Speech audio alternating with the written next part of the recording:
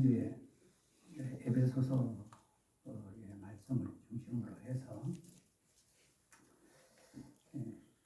가정에 대해서 참 여러 가지 말씀을 드릴 말씀이 있겠지만 시간 관계상으로 부부에 관한 내용만 이렇게 말씀을 드렸었습니다.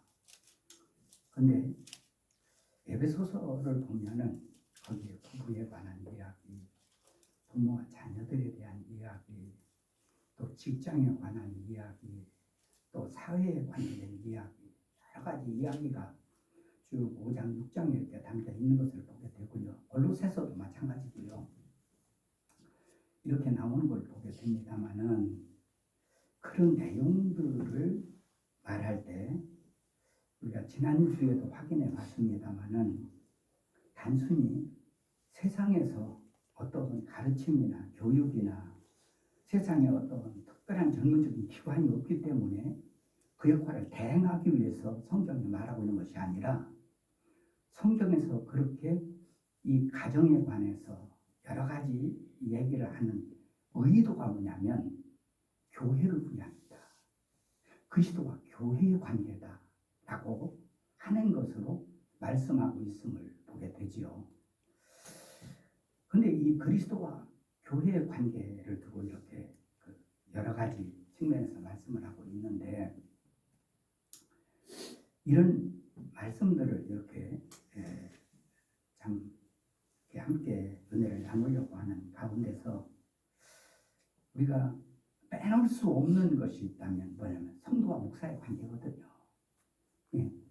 여러분 아무리 성도들이 많아도요. 현실적으로 생각해 보세요. 목사가 없다면 교회가 제대로 교회로 세워질 수 있을까요? 불가능하거든요. 예. 또 목사는 있는데 교인이 없어요. 그러면은 목사가 없는데 교인이 없는데 목사 혼자서 교회가 되느냐 말이에요. 상식적으로 우리가 아는 얘기 아닌가요? 성도와 목사의 관계는 불가분리한 관계거든요. 그러다 보니까 구약이나 신약이나 이 관계, 구약을 소위 이제 광야교회라고 하기도 하고 구약교회라고 하기도 하고요. 예, 신약은 신약교회라고 하기도 하고 이렇게 합니다만은 구약이나 신약이나 언제나 보면 하나님과 하나님의 백성과의 관계로 끝나는 것이 아니라 거기에는 반드시 주의 종과 성도의 관계를 반드시 연결하고 있음을 보게 되거든요.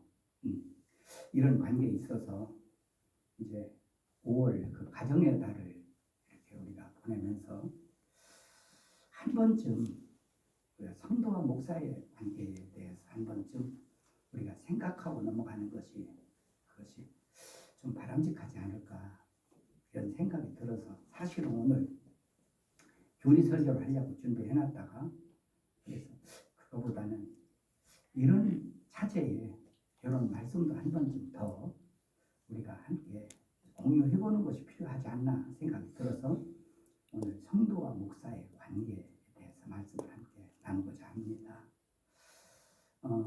하나님이 창조하신 이 세상의 모든 창조물들을 보면 제가 무슨 생물학자가 아니기 때문에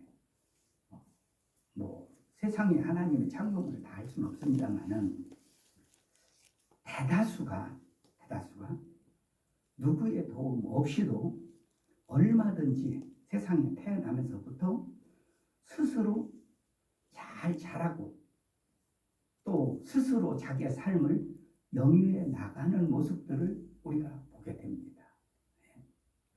어제도 하루 종일 밭에서 이것저것 이렇게 좀 약도 주고 또 나무도 이렇게 잘 만져보기도 하고 이렇게 해서 지냈습니다만은 제가 농사를 져본 적이 없으니까요. 밭이니까 어쩔 수 없이 가서 이제 안 만질 수 없으니까 그냥 이렇게 가서 이렇게 살펴보고 이렇게 하는데 가서 보면서도요, 참 그렇게 뼈저리게 느끼는 것이 뭐냐면, 이놈의 풀은 어째서 한 번도 관심도 안 기울이고 씨를 뿌린 적도 없는데요. 곡식이 이렇기 때문에 얼마나 좋으려나. 이런 생각이 참 너무너무 들어요. 참 이 세상 모든 것들이 다 거의가 다 이렇게 다 자생하고 있다는 얘기입니다. 그러나 그 중에 어미의 젖을 먹고 자라는 어떤 포유동물이라든지 또는 사람은 다른 것보다는 태어날 때부터 어떤 특정적인 그런 존재에 양육받지 않고는 살아날 수가 없거든요. 그렇잖아요. 네. 특히 인간은 더더욱 그렇다고 봅니다. 여러분이 어떤 사람이 자식을 낳은 다음에 낳은 자식을 그냥 방치해버리세요. 방치해버린다고 하십시다. 네. 요즘에 텔레비에서도 그런 뉴스 가끔 나오대요. 네? 어떤 여자가 아기를 방치하고서는 며칠 동안 나가서 엄마가 며칠 동안 나가서 돌아보니까 애가 죽었더라. 네? 사람은 태어났다고 해서 사람 구실을 할 수 있는 게 아니잖아요. 세상에 태어났다 하는 순간부터 반드시 부모의 양육에 손길이 있어야 생존을 할 수도 있고 또 잘할 수 있는 것을 우리가 현실에서 우리가 확인하는 문제 아닙니까? 자, 그런데 이렇게 부모의 품에서 세상에 자식이 출생해서 세상에서 자라갑니다. 양육돼 갑니다. 그러다가 부모로서 부모 역할이 한계가 있잖아요. 예? 그러니까 부모가 부모 역할을 다 감당할 수 있는 한계가 있다 보니까 그때가 되면 자식을 어떻게 해요? 유치원 선생님한테 맡기잖아요. 예? 예. 그래서 학교를 통해서 사람의 가르침을 이렇게 쭉 받으면 거기에서 또 커갑니다. 예. 이렇게 커가면서 이제 지나다 보면은 이제 성인이 되고 성인이 되면서 결혼을 하게 되고 결혼을 해서 가정을 갖게 되면 그때부터는요 참 이상한 것이 그 전까지만 해도 선생님도 있고 부모도 있고 또 옆에 어른들도 있고 이렇게 다 울타리가 되어서 자라왔는데 결혼해서 가정을 갖게 되면은 그때부터는요 부모라도 자식한테 뭐 한마디 말을 하려도 생각을 하게 돼요. 그렇지 않나요, 여러분? 예? 내 새끼니까 내가 하고 싶은데 막 바라고 여러분 그렇게 돼요? 예. 이게 어떤 얘기를 해주고 싶은데도 좀 자식이니까 내가 좀 이렇게 해주면 좋겠다 싶은데도 그게 쉽지 않단 말이에요.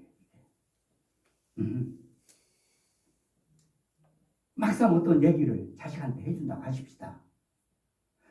고민하다가 어떤 얘기를 해주면 자식은 어떻게 생각해요? 아, 오늘 내가 우리 엄마 아빠한테 좋은 얘기를 들어서 내가 이렇게 고쳐야 되겠구나. 내가 이렇게 살아야 되겠구나. 이렇게 생각하는 것이 아니라 자기 인생을 간섭한다고 짜증을 내요. 여러분 그러지 않습니까? 예? 거기로 끝나는 것이 아니라 어떤 경우에는요 더 아는 체를 해. 부모한테도 잘난 체를 한다고. 그렇지 않던가요? 무슨 얘기냐면 우리가 사람이기 때문에 어릴 적부터 자라온 쭉 과정들을 볼 때는 그 과정 속에서 무언가 인생의 지도를 받으며 이렇게 살아가야 될 존재라고 이렇게 잘 해왔음에도 성인이 되면 이제는 더 이상 인생 지도를 받으려고 하지 않는다 그 말이에요. 모든 것을 자기 혼자 생각하고 자기 혼자 이렇게 결정해서 살아가는 것, 이것이 인생으로 그렇게 사람들이 생각을 가져요. 그런데 우리 속담에도요, 이런 말이 있잖아요. 백직장도 맞들만 낫다고요. 아무리 내 생각이 옳은 것 같아도 이런 생각들을 부모님하고 같이 상의하고 공유하고 나누고, 이거 이렇게 했다가 저렇게 했다가 이렇게 생각을 같이 공유하면 얼마나 좋겠어요. 네. 어저께도 우리 딸내미 전화가 왔어요. 아빠, 내가 이번에 이렇게 해서 이렇게 좀 여기를 해보려고 그래. 그래서 그래, 참 잘했다. 근데 아빠 생각에는 지금 이런 패턴에서 이렇게 하면 좀 어떨까? 그래, 그거 좋겠네. 내가 한 거 들어가면 아빠랑 상의해서 내가 어떻게 좀 해볼게. 그래서 어떤 사업을 어떻게 구상스럽게 하면 좀 같아. 알았어. 같은 것이라도 나는 뭔지 모르죠. 그러나 어떤 사업의 전문성은 자식이 가지고 있다 할지라도요, 그거를 본인이 혼자서 판단하고 생각하고 부모가 뭘 알아, 늙은이가 뭘 알아, 이렇게 생각하지 않고 같이 공유해 나가면 얼마나 좋겠어요. 그런데 자기가 가장이 됐다는 이유 때문에 이런 것들을 전부 다 차단시켜 버리고요, 자기 혼자서 생각하고 자기 혼자 결정해 나가려니, 여러분 이런 인생이 사실은 얼마나 힘듭니까? 근데 이것이 현실이거든요. 그러나 그러던 중에 우리가 예수님을 알고 예수님을 믿고 이제 교회 안으로 우리가 들어오잖아요. 그러면 우리가 교회라는 것은 가족 공동체, 구원받은 가족 공동체, 믿음의 가정이라는 용어를 쓴단 말이에요. 예? 근데 이런 가족 공동체가 이루어지면은 이 안에 뭐가 생겨내냐면, 우리 인생에 나 혼자 살아야 되고 판단하고 생각하고 이렇게 살던 삶이 그 공동체 안에서 내 인생의 삶의 중재자들을 만나게 돼요. 그 중재자의 관계가 뭐냐면은 성도가 성도 간의 만남을 갖게 되고요, 성도와 목사 간의 만남을 갖게 되는 것을, 이게 신앙의 삶의 중재자의 만남이라고 말을 하거든요.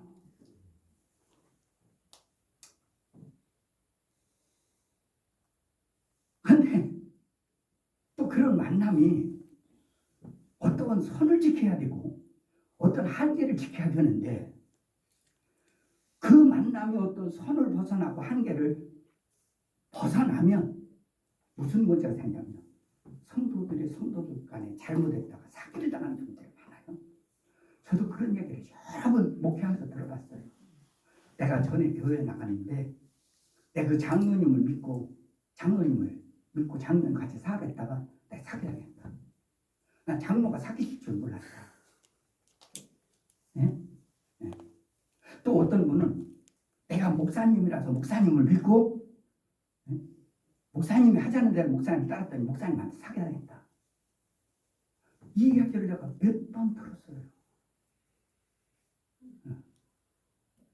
그분들한테 내가 뭐라고 얘기하겠어요? 얘기할 때 내가 무슨 말로 그들에게 위로를 해주겠냐, 그 말이에요. 물론 원론적인 얘기야, 얼마든지 할 수 있죠. 그러나 그런 얘기를 해준다고 해서 그렇게 성도 간에 사기당해서 상처를 받고 목사한테 사기당해서 상처를 받은 사람이 무슨 얘기 한들 그런 말로 그 위로가 되고 치유가 되겠냐고 말이에요. 문제는 선을 넘다 보니까 생기는 문제거든요. 그래서 저는 제가요, 목회를 시작할 때부터 제가 아주 강조한 것이 뭐냐면, 교인들 간에 돈거래하지 마시오. 돈거래하지 마세요.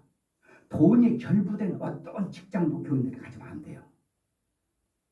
성도와의 돈이 결부된 어떠한 직장이 있다면 가져간대. 그래서 제가 뭘 했냐면 다단계 하지 마라. 우리 교회 다단계 하는 가정이 4가정이나 있었어요. 내가 불러놓고 당신이 하나님이나 돈이나 둘 중에 하나 결정하라. 그때 교회 떠나더라고요. 떠나면서 뭐라고 하지? 목사님 나 지금 후회할 거라는 거예요. 나보고. 나 정말 후회했어요. 왜? 그분들이 망했어요. 다 망했어요. 알거지가 됐어요. 자기들이 다단계에서 한 달에 얼마씩 버는데 목사님 왜 망하냐? 왜 망하냐 얘기요. 자기들이 이렇게 돈 벌으면 이걸 갖다가 하나님 앞에 11조도 오고 하나님 앞에 헌금도 할 텐데 왜 목사님 그걸 못하게 하냐는 거예요. 제가 그때 너무너무 나도 상처가 많이 있잖아요. 그런 얘기를 들으면서 내가 그때 잊어버리지 않아요. 상처가 있다 보니까 신명기 23장에 보면요. 창기와 개같이 본 돈을 내게 가져오지 마라. 내가 설교한 적도 있어요. 설교했어요 내가. 성경에 나왔으니까. 헌금이라고 하나님 어느 건데 받으시는 게 아니잖아요. 그뿐만 아니라 교인들 중에 보험 모집을 하는 사람이 많이 있었어요. 하지 말라고 내가 그랬어요. 불러놓고 집사님 보험하지 마세요. 왜? 그 당시만 해도 필요해서 보험 드는 것이 아니라 사람들한테 하나 보험 하나 안 들어줄 수가 있냐고 이거를. 안 들어. 저한테도 와서 보험 들어달라고 하더라고요. 제가 몇 번 들어줘. 몇 사람이 와서 얘기해요. 내가 그 사람한테 보세요. 내가 들어줍니다. 근데 내가 한 번 먹고 그만두려고. 왜? 나로 끝나는 게 아니야.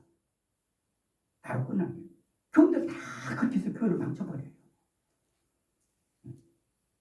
그래서 제가 교인들 간에 돈거래. 네, 돈거래. 목사와 성도 간에 돈거래. 그 절대 어떤 경우도 있을 수가 없다. 네. 심지어 제가 어렸을 때부터요. 제가 어머니 뱃속부터 교회 다녔으니까 우리 할머니 때부터 교회 다녔으니까 뭐 내가 어렸을 때부터 뱃속부터 교회 다닌 거 아니에요. 교회에서 꼭 문제가 그냥 돈 때문에 문제가 생기는 거예요. 무슨 돈 때문에? 그때만 해도 맥주 감사절, 추수 감사절, 성탄절 이런 때는요. 교회에서 작정을 시켜요. 이번에 얼마 할래요? 얼마 작정하세요? 이게 뭐냐고 이게. 그러니까 막 그것 때문에 교회 나오네 안 나오네 막. 나는 내가 목회하면서 단 한 번도 작정을 난 지켜본 적이 없고요. 왜?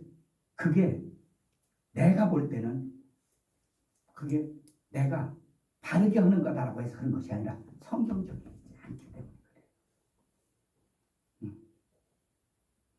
한 번도 그렇게 해서 될 일이 아니더라고.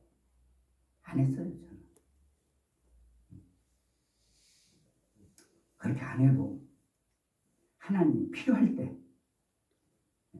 광고를 내면 이런 것이 필요합니다. 혹시 마음에 감동이 오시는 분들 있으면 헌신해 주시면 좋겠습니다. 했는데도 여러분들이 말씀을 해주셔요. 난 그 중에서 예를 들면 이거 필요합니다. 헌금 해주실 분 있다면 저한테 말씀해 주세요. 광고를 내잖아요. 3분, 4분 연락이 와요. 그 중에 나는 딱 한 분만 그걸 받았어요. 나머지 분들은 헌금만 돌려주었어요. 목사님들한테 얘기했더니 목사님 나보고 이상한 목사라는 거예요. 나보고. 내가 왜 그걸 받아야 돼요? 나는 이거 필요해서 지금 이거 필요하다고 했는데 여러분들이 했다 그 말이에요. 하나 이거 물건 구입했으면 되는 거 아닌가요? 네. 내가 물질에 정직하려고 하는 것이 아니라 성경대로 바르게 해보자 그 말이거든요. 제가 이 말씀을 드리는 것은 절대로 교회 안에서의 어떤 물질 관계, 금전 거래 이것은 바람직한 것이 아니다 그 말입니다. 여러분도 평생에 성도 간에 이거 하지 말고요. 만약에 정하고 싶다면 구제라는 것이 있어요. 뭐가 있다고요? 굳이 차라리 굳이 내가 그 사람한테 기도하고 말아요. 예? 예. 성경은 얼마든지 구절이 많이 있으니까. 그러나 여러분 절대 죽어도 상처받고 죽어도 시험 드는 것이 무지관입니다. 예. 이런 것은 우리가 절대로 바람직한 것이 아니라는 것 여러분 꼭 아시고, 오늘 그래서 저는 두 군데 성경을 봤습니다. 두 군데를 다 설교할 수는 없어요. 시간 관계상. 그냥 오늘 두 군데를 봤는데 그 중에 갈라디아서 말씀을 중심으로 해서, 그래서 목사 성도의 관계, 어떤 관계가 되는가를 좀 말씀을 드리려고 합니다. 지난 시간에도 잠깐 언급했는데요. 우리가 구약 교회 시대 때 보면은 하나님의 백성들에게 얼마든지 하나님이 모세에게 말씀했듯이 하나님이 얼마든지 자기 백성들에게 말씀해 줄 수 있어요. 그런데 하나님은 그렇게 하지 않고 꼭 하나님은 선지자들을 통해서 말씀을 선지자들에게 주고 그 선지자들이 백성들의 말씀을 가르치도록 이렇게 했던 것을 보게 됩니다. 그러나 선지자들이 한계가 있잖아요. 그렇죠? 백성 수는 많고요. 수는 또 자꾸 자식이 나니까 늘어나는 거 아니에요. 그러다 보니까 하나님의 백성들이 수가 많아지니까 무슨 문제가 생겼냐면 그 선지자들이 감당하지 못하는 그런 부분들을 누구에게 맡겼냐면요. 그런 제사장들에게 맡깁니다. 가르침을. 그래서 선지자들에게 제사장들이 배우고 제사장들은 또 자기의 어떤 맡겨진 공동체 그룹을 또 가르치고 하는 이런 관계가 있었던 것을 보게 됩니다. 자, 그러다 보니까 하나님 앞에 선지자가 되려면 첫째 소명, 하나님 부름을 받아야 되거든요. 부름을 받았다고 해서 다 선지자가 되는 게 아니에요. 부름 받은 자들이 내가 내 인생을 하나님의 말씀과 주의 사명을 위해서 이거를 내가 투자할 것이냐라고 하는 것은 자기가 결정해야 될 문제거든요. 이거를 뭐라고 말하냐면 자기 사명의식이라고 말하죠. 그래서 소명과 하나님 부르신 부르소, 소명과 사명, 이것이 갖춰진 자를 뭐라고 말하냐면 이거를 참 선지자라 그렇게 말합니다. 그런데 하나님은 한 번도 선지자를 선택한 적이 없어요. 자칭 자기가 선지자예요. 하나님이 그에게 한 번도 말씀을 주신 적이 없어요. 그런데 자기가 자칭 선지자라고 해서 자기가 자기 마음에서 자기 어떤 마음에서 나는 대로 이것이 하나님 말씀이다, 저것이 하나님 말씀이다 가르치는 자들이 있었어요. 이걸 뭐냐면 거짓 선지자들이라고 말해요. 에스겔서 13장에도 그렇게 나오거든요. 거짓 선지자들은 자기 마음에서 나는 대로 그것이 하나님 말씀이냐 가르친다 말이에요. 그 말씀이 사실인가 사람들이 믿고 따라가잖아요. 그것을 영혼이 사냥당했다 그렇게 나와요. 에스겔서 13장이에요. 네. 구약에도 이렇게 거짓 선지자들이 많이 있는 것을 보게 되기도 합니다. 심지어 마태복음 17장 15절에 보면 예수님은 뭐라고 말씀하신 줄 아세요? 산상수훈에 마지막에 산상수훈의 말씀할 때에 예수님이 하신 말씀은 뭐냐면 거짓 선지자들 삼가라, 주의하라고 말해요. 예. 그런데 신약에 와서도 구약 때뿐만 아니라 신약에는 교회하고 처음에 회당으로 시작했잖아요. 예수님 계실 때, 그죠? 근데 이 회당에는 누가 장으로 있었죠? 회당장이 이제 안식일 날 되면은 그날 하나님 앞에 예배드려 나온 사람들에게 예배를 인도하면서 설교하고 그랬잖아요. 그죠?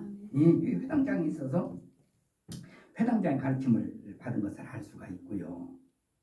예, 거기에 예수님도 회당에 가서 가르치기도 했고 또 바울도 회당에 가서 가르치기도 했고 그런 거 보되잖아요.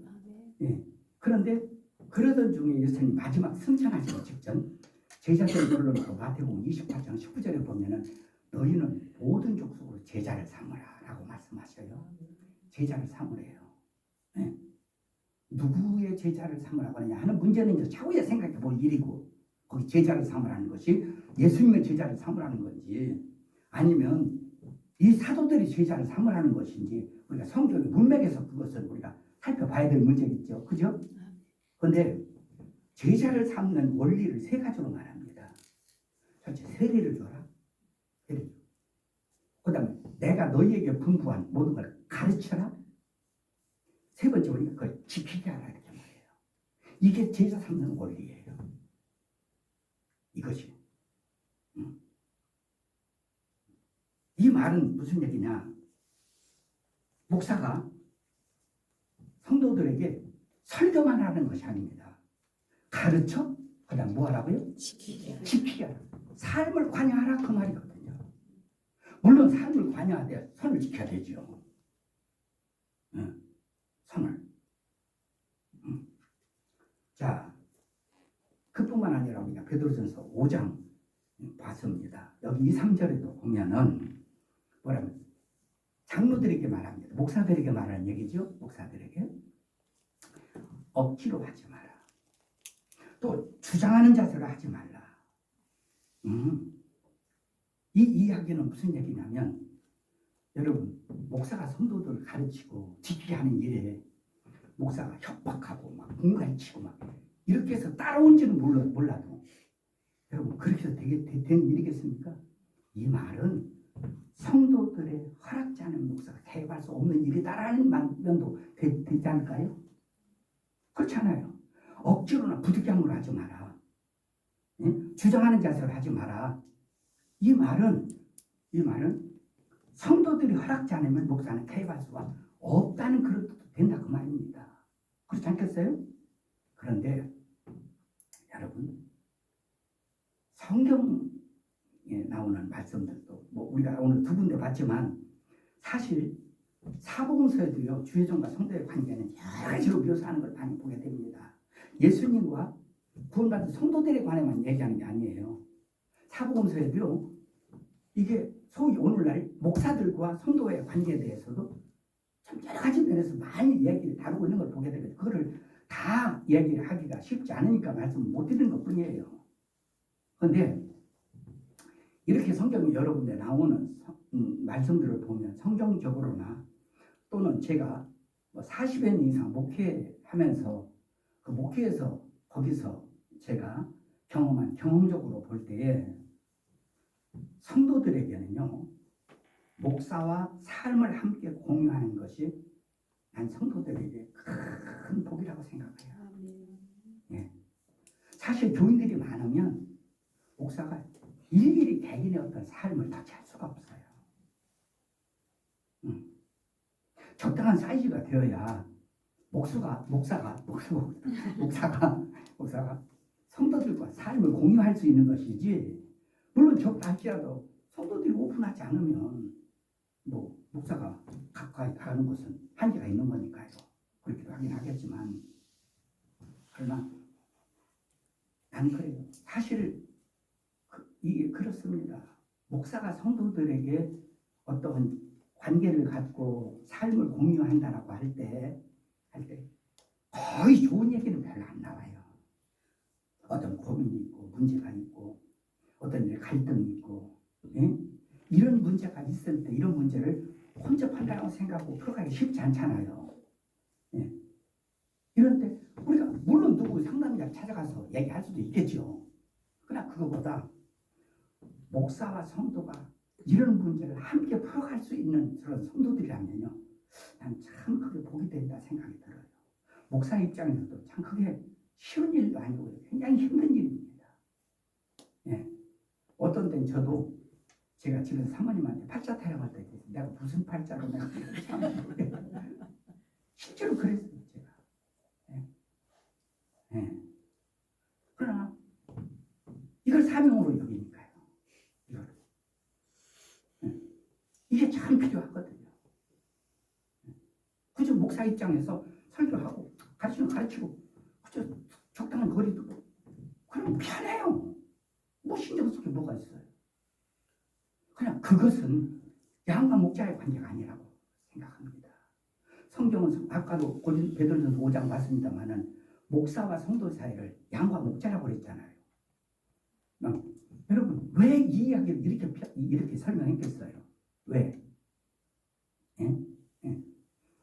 오늘 조금 전에 헌진 목사가 설교하는 설교를 장면을 조금 들어봤어요. 들어보면서 좀 무슨 생각이 드느냐면 이 구약 때 예를 들어서 야곱에 대한 설교할 때 그 당시에 야곱이 가지고 있던 어떤 문화가 어떨까? 이 문화적인 배경, 당시의 풍습, 지리적인 환경, 당시에 또 당시의 어떤 그 가문 족장에 대한 어떤 개념 이런 것들이 성경 해석하는 데 굉장히 중요하거든요. 이런 것들이 전제되지 않고서는 자꾸 성경에는 문자적 해석으로만 가는 거예요. 문자적 해석이 하면 안 된다는 게 절대 필요합니다. 그러나 그것이 어떤 배경 속에서 어떤 그런 용어들을 사용하느냐가 중요하거든요. 여러분 목자와 양의 관계도 그렇습니다. 왜 예수님이 목자와 양의 관계를 설명했을까요? 왜? 예. 이거 우리가 생각해 볼 필요가 있거든요. 간단히 말하면 목자는 양과 함께 공생공락을 합니다. 양은 양대로 잡고 목자는 목자대로 그렇게 합니다. 양을 치는 목자는 그렇게 생활할 수가 없다 그 말이에요. 예. 함께 자요. 그렇게 안 하면 어느 때에 늑대라든지 여우라든지 이런 짐승들에게 양이 물려갈 수 있기 때문에 그래요. 그런 것들이 밥이 될 수 있기 때문에. 그래 목자가 양을 품고 살아요. 그러니까 양을 물론 수천 마리 수만 마리 키우는 그런 이렇게 막 기업으로 하는 당시에도 그런 그 공동체가 있어요. 그런 기업가도 있어요. 그러나 그렇게 수천 마리 키워도 그 안에 목동들이 있거든요. 그래서 소수 적어도 한 100마리 단위 소수로 지키지 않으면 양을 키울 수가 없어요. 같이 공생한다고 말이에요. 이게 목사와 성도의 관계이기 때문에 양과 목자라고 있어요. 거기 상황을 풍습을 전제로 하고 설명하고 있는 얘기거든요. 예. 저는 저뿐만 아니라 제 후임도 아마 오늘 목사님이 있다 한다면 제가 바라기는 단순히 설교하고 당신 닦임을 하고 목사님 목사를 하고 이런 삶보다는 뭔가 성도들과 목사가 삶을 함께 좀 공유할 수 있는 그런 사명을 가진 그런 분이 후임으로 좀 왔으면 좋겠다라고 하는 것이 늘 제가 가지고 있는 그런 마음이죠. 근데 이제 복음주의 학자들의 말을 좀 빌려서 조금 말씀을 드리면 본문 이해를 돕기 위해서 그렇습니다. 신약 27권 서신서 중에 제일 먼저 기록된 성경은 보통 데살로니가 전서 이렇게 말을 해요. 어떤 성경이요? 신약 성경 27권 중에 맨 첫 번에 기록한 성경이 데살로니가 전서다 이렇게 말하는 사람도 있고 그 다음에 어떤 분은요 신약 성경 중에 맨 처음에 기록된 성경이 갈라디아서다. 이거 모르면 갈라진다. 제가 하는 얘기고 이렇게 주장하는 보수주의 신학자들이 있습니다. 그런데 어떤 것이 더 맞느냐? 그 둘 중을 비교할 때 데살로니가 전서를 제일 먼저 기록했다고 주장하는 그런 학자들의 견해가 좀 큽니다. 그러나 어쨌든 지금 우리 입장에서는 두 성경 중에 어떤 성경이 더 먼저 되느냐는 것은 그걸 지금 따지고 하는 것이 아니라 이렇게 두 성경이 서신서 중에 가장 먼저 기록된 성경이다 이렇게 말하는데 그 중에 갈라디아서가 첫 번째 기록된 신약 성경 중에 첫 번째 성경이라고 한다면 그 첫 서신 본문의 시작부터 성도와 목사의 관계가 얼마나 중차대한 상황이기 때문에 1장부터 오늘 본문에 이르기까지 성도와 목사의 관계를 이렇게 심도 있게 다루고 있다라고 하는 것을 우리가 보게 되거든요. 예. 그래서 보통 조금 이런 말씀을 드리면 조금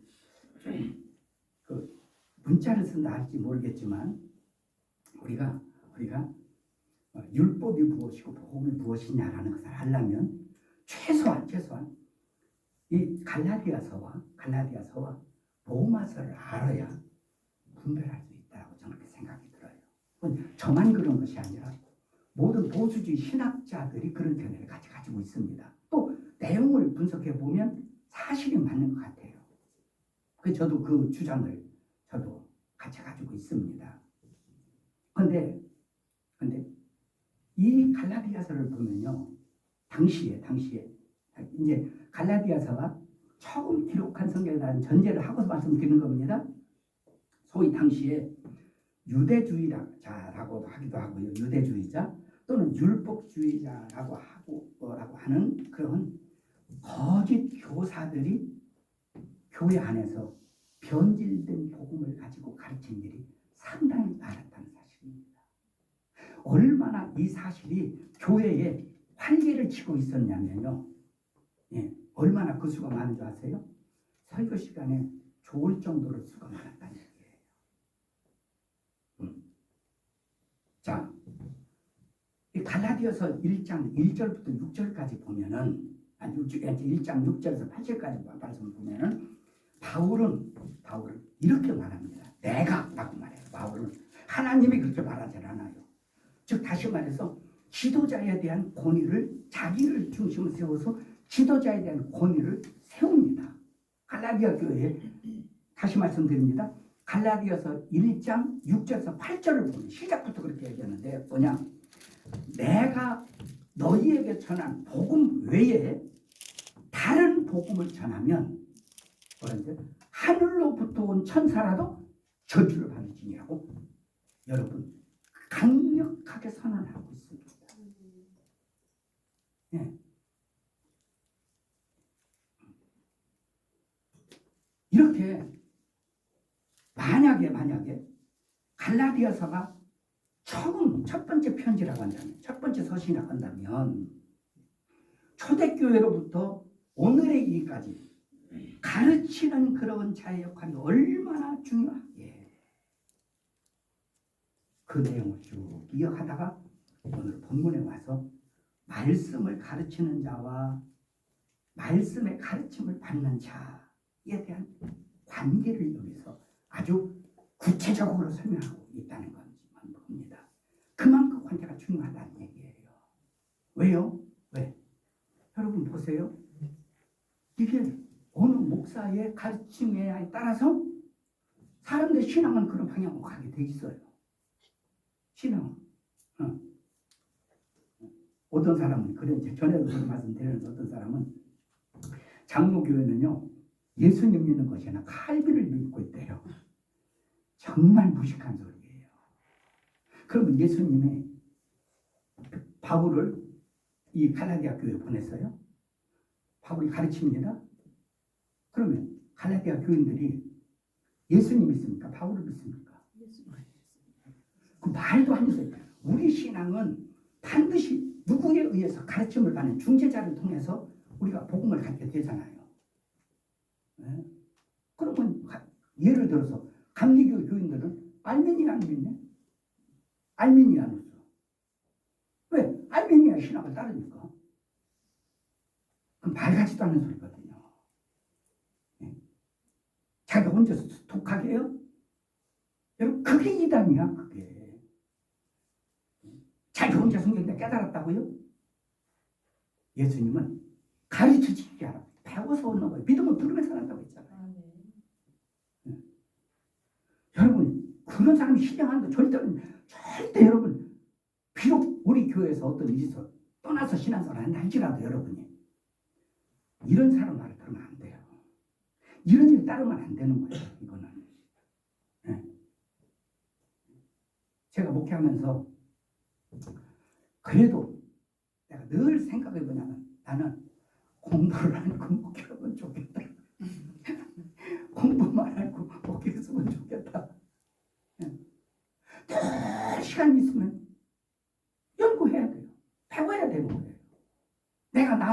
뭐가 있어요? 다 배워서 얻은 거죠. 그런데 배운 것이 누가 어떻게 자기가 어디서 자기가 뚝 떨어져서 자기가 목사가 돼요? 이건 사입이고 이건 사입뿐이에요. 이거는 그렇게 될 수 없는 거예요. 여러분, 우리 말씀을 가르침을 받는 자와 말씀을 가르치는 성도와 목사의 관계, 이 관계는 초대교회 때만 중요한 것이 아니라 지금도 얼마든지 중요하다는 것을 아마 우리는 알아야 될 줄 압니다. 자, 그러면 가르치는 자가, 말씀을 가르치는 자가 성경을 어떻게 해석하고 어떻게 가르치느냐, 이것이 참 굉장히 중요하거든요. 그런 말씀은 다음에 또 기회가 오면 말씀드리기로 하고, 자, 그럼 오늘 본문을 중심으로 해서 성도들은 목사와 어떤 관계를 가져야 하는가, 이 말씀만 드리고 마치겠습니다. 여기 오늘 6절에 보면 성도들은 목사들에게 어떻게 하라고 했죠? 6절에 보면 모든 좋은 것을 함께 하라고 그랬죠. 예? 한번 물어볼게요. 모든 좋은 것이 뭐래요? 여기는 해석이 필요하잖아요. 그렇지 않겠어요? 모든 좋은 것이 뭐예요? 그 현대어 성경에 보니까 이 본문을 현대에서 어떻게 번역을 해놨냐면, 뭐냐면 성도들은 목사에 대한 보수, 물질에, 삶의 생활을 책임져야 한다는 식으로 번역을 해놨더라고요. 네. 그러나 그것은 보니까 다른 번역 성경들은 그렇게 번역한 것이 없어요. 근데 현대어 성경에 한해서만 그런 식으로 번역을 해놨더라고. 왜 그렇게 번역한지 모르겠습니다. 네. 그러나 여기서 하여튼 모든 좋은 것을 함께 하래요. 성도는 목사와 모든 좋은 것을 함께 하라고 그렇게 말했죠? 함께 하라.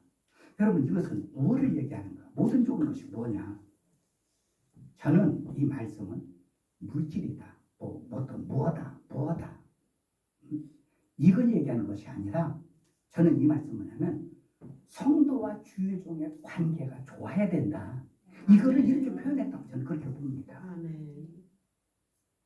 그거 아닌가요? 여러분 동의하십니까? 예. 여기서 이런 얘기들을 잘못 오해하면, 여러분 이런 오늘 본문 잘못하면요, 여기서 목사가 상당히 이란시 될 수 있는, 목사가 교인들을 상당히 잘못하면 이용해 먹을 수 있는 이런 요소가 있다는 말이에요. 그래서 제가 옆으로 오늘 좀 확인하려고 제가 본문을 닫은 거예요. 확인해 볼 필요가 있다고요. 그 다음에 7절을 보세요. 7절에 뭐라고 나와 있죠? 스스로 속이지 마라. 이게 뭐 이렇게 생각하는 습관이야. 그렇게 스스로 자기를 속이지 마라, 그 말이에요. 자기 생각이나 자기 어떤 마음으로 주의 종에 대한 판단을 함부로 하지 마라, 그 말이에요. 예? 속이지 마라. 하나님은 뭐 받지 않는다고요? 하나님은 예. 아니, 여러분 한번 대답해 보세요. 하나님 어떻다고요? 업신여김을 받지 않는다는 거예요. 왜 갑자기 하나님 업신여김 얘기가 나오죠? 이 얘기가 무슨 얘기예요? 주의 종과의 관계가 안 좋은 것은 하나님을 뭐 하는 거라고요? 업신여기는 거예요. 그 얘기 아닌가요, 지금? 본문에 그런 걸 보라고요. 여러분, 우리가 성경을 잘 우리가 보려면 국어를 잘해야 돼.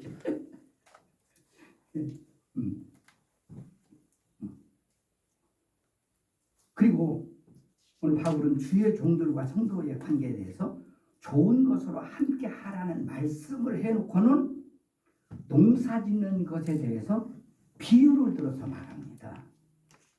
비유를. 그래 안 그래요? 7절 하반절 보세요. 사람이 무엇으로 심든지 그대로 거두리라. 예. 그 다음에 8절에도 자기 육체를 심는 자는 육체부터 썩을 것을 거두고 성령으로 위하여 심은 자는 성령으로부터 영생을 거두리라 그렇게 말했죠. 그렇잖아요. 여기 성도가 주의 종들과의 관계에 있어서 이것을 농사를 짓는 그러한 비유를 들어서 심는 대로 거두는 원리다 이렇게 말하고 있다 그 말이에요. 예? 성도가 목사에게 어떻게 심느냐에 따라서 그 결과를 거둔다 이렇게 말하고 있는 거거든요. 그 8절에 육체를 위하여 심는 자라는 얘기예요. 이게 참 어려운 얘기입니다. 근데 다른 번역 성경에 보면 뭐라고 나왔냐면요, 자기 육체의 정욕으로 심는 자 그렇게 나와 있어요. 쉽게 말하면 자기 감정이나 자기 기분이나 자기 성질대로 뭘 하는 것을 얘기해요. 예. 예. 그래서 이걸 육체를 위해 심는 자는 무엇을 거둔다고요? 썩어질 것을 거둔다고 했죠. 그렇죠? 멸망, 죽음을 당한다. 이렇게까지 말하고 있고요. 그 다음에 성령을 위하여 심는 자. 성령. 하나님 중심한 말씀, 하나님 중심한 복음으로 주의 종을 섬기는 자를 얘기하죠. 그것은 성령으로부터 뭘 거둔다 했어요? 같이 여러분 대답해봐요. 뭘 거둔다고요? 8절에 뭘 거둔다고요? 영생을 거둔다고 했죠. 왜 여러분에게 내가 이 질문 드리냐면, 여러분 여기서 영생이라는 거, 영생하면 우리가 뭘 생각하죠? 영원히 산다, 구원받는다 생각해요, 안 해요? 근데 여기서 영생이라는 것은 구원을 말하는 것이 아니라, 잘 들어요? 여기서요 이런 것 때문에 2단 3단이 나온다고 말이에요. 영생이라는 것은 영원히 가치 있는 것을 말하고 있다라고 봐야 합니다. 예. 왜 그러냐면 여러분 영생은 행위로웠습니까? 예수님은 십자가를 믿는 믿음의 은혜로웠습니까? 다시 말해서 행위로 얻어 영생을 은혜로 얻어요. 은혜로. 근데 여기서는 주의 종을 섬김으로 영생을 얻어 구원받아? 아니다 그 말이야. 이거는 이해 가세요? 예. 그러므로 오늘 이런 구절을 문자적으로 잘못 보면 뭐라고 나오는지 아세요? 주의 종이 잘못하면 구원받지 못해. 말 같지도 않은 소리다 그 말이에요. 그러니까 이런 말씀은 교리적으로나 문맥적으로 이 말씀을 잘 이해를 해야지, 이런 것들을 잘못 오해하다가 보면요 여러분 이런 데서 그냥 이상한 꼴을 당하고 말이에요. 이해가시나요? 예. 여러분은 이런 데 속으면 안 됩니다. 예. 그 다음에 9절에 선을 행하되, 뭐를 행하라고요? 선을 행하되 심은 결과가 당장 나타나지 않는다고 낙심하지 말래요. 예? 포기만 하지 마라. 때가 되면 반드시 거두게 될 것이라고 말해요. 심은 것은 거두게 된다 말씀하고 있죠. 자, 그러면 9절에서 선을 행하되, 선과 10절에서 착한 일이라는 건 뭐냐? 동의어입니다. 그래서 다른 성경에 보면, 번역 성경에 보면은 여기 10절에서 9절에서 선이라는 말은 착한 일이라는 말로 번역을 해놨어요. 같이. 제가 자꾸 다른 번역 성경을 얘기하는 것은 여러분들이 다른 번역 성경을 보면 이해가 쉽게 될 수 있기 때문에 자꾸 그 표현을 제가 쓰는 겁니다. 이해가세요? 예, 그러면 9절 10절에서 선하고, 다시 말해서 착한 일이란 무엇이고 누구에게 하라는 거냐 도대체가. 예. 그랬을 때 선하고 착한 일이라는 것은 뭐예요? 선하고 착한 일이라는 것은 여러분 여기서 보면 뭐를 해요?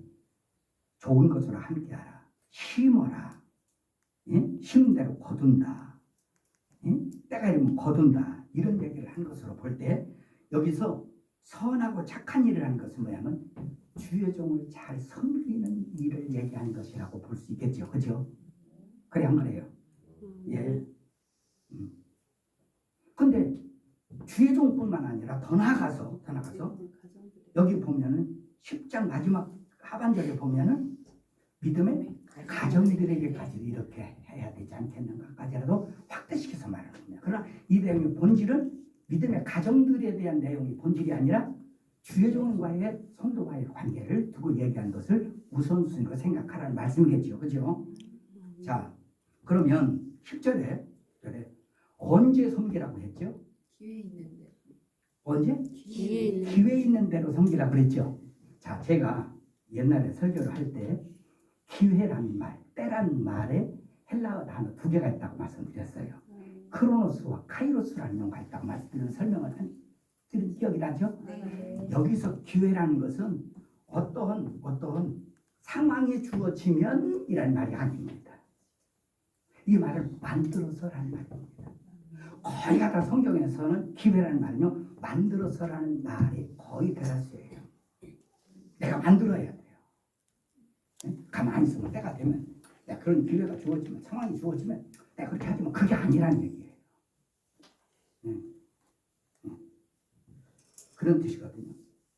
그러므로 여러분, 주의 종이 거짓 교사나 주의 종이나 마찬가지죠. 이단이 아니라면 거짓 교사나 이단이 아니라면 우리는 성도와 목사와의 관계는 서로가 피차에 잘 섬기고 피차에 잘 섬기고 서로 사랑하는 아름다운 관계를 가져야 할 것을 갈라디아서 6장과 베드로전서 5장의 말씀을 우리가 연결해 보면 우리가 잘 알 수 있겠죠, 그죠? 예, 다만 갈라디아서 6장은 성도들 입장에서의 강조하고 있는 말씀이고 베드로전서 5장은 목회자의 입장을 강조해서 하는 말씀이다라는 그 차이뿐입니다, 그죠? 예. 그러므로 그러나 여러분 성도들도 주의 종들이 만나다 보고 관계를 갖다 보면 전부 자기 마음에 들 수만 없어요. 아니 여러분 봐봐요. 부모 자식 간에도 서로 간에 안 맞아서 다툴 때가 많이 있어요, 없어요? 부부지간에 다툴 때가 없나요? 예? 형제간에 다툼이 있을 때가 없나요? 수없이 많잖아요. 예? 하물며 어떻게 주의 종들이 다 내 마음에 들 수 있겠어요? 예? 전에 제가 그런 말씀을 설교 때 드린 적이 있습니다. 여러분 산을 보세요. 멀리서 보면 아름답지요. 가까이 가보면 더러워. 얼마나 많아. 내가 주의 종이었던 허물이 보인다는 것 그만큼 내가 지금 주의 종과 가깝게 있다 생각하시면 돼요. 긍정적으로 생각하세요. 이해가시죠? 네.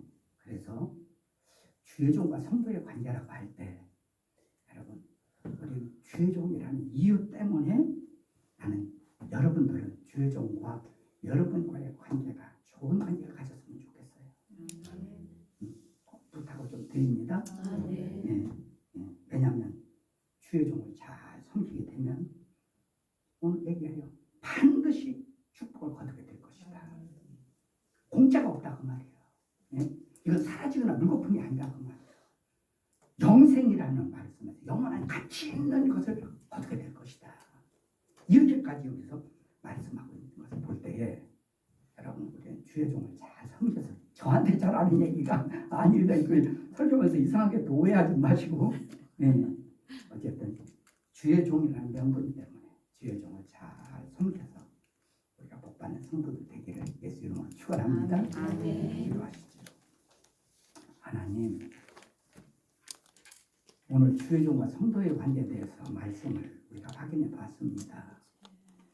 갈라디아 교회뿐만 아니라 초대교회 때뿐만 아니라 얼마나 이 관계가 중차대한 관계였으면 신약 성경에 어떤 이의 말을 인용한다면 맨 처음에 기록한 이 기록의 시작부터 이 관계를 얼마나 심도 있게 다루면서 구체적으로 표현하고 있었겠어요. 하나님 우리도 이런 말씀들을 생각하면서 우리가 주의 종과의 성도의 관계가 나쁘면 내 신앙이 망한다는 사실을 알고 내 삶이 망한다는 사실을 알고 주의 종을 하나님 섬기를 잘 생각해서 섬길 때 그것이 우리에게 영생을 얻는다는 말씀도 하셨사온데 영원히 같이 있는 복받는 우리 성도들 되게 하여 주시옵소서. 아멘. 지금은 우리 구주 예수 그리스도의 은혜와 하나님 우리 아버지의 만극하신 사랑과 성령의 감화 감동 역사 개통 위로하심이 오늘 우리 하나님 앞에 주의 음성을 듣고 돌아가는 믿음의 권속들과 또 저들의 가정과 생업 위에 이제로부터 영원토록 함께 있을지어다. 아멘.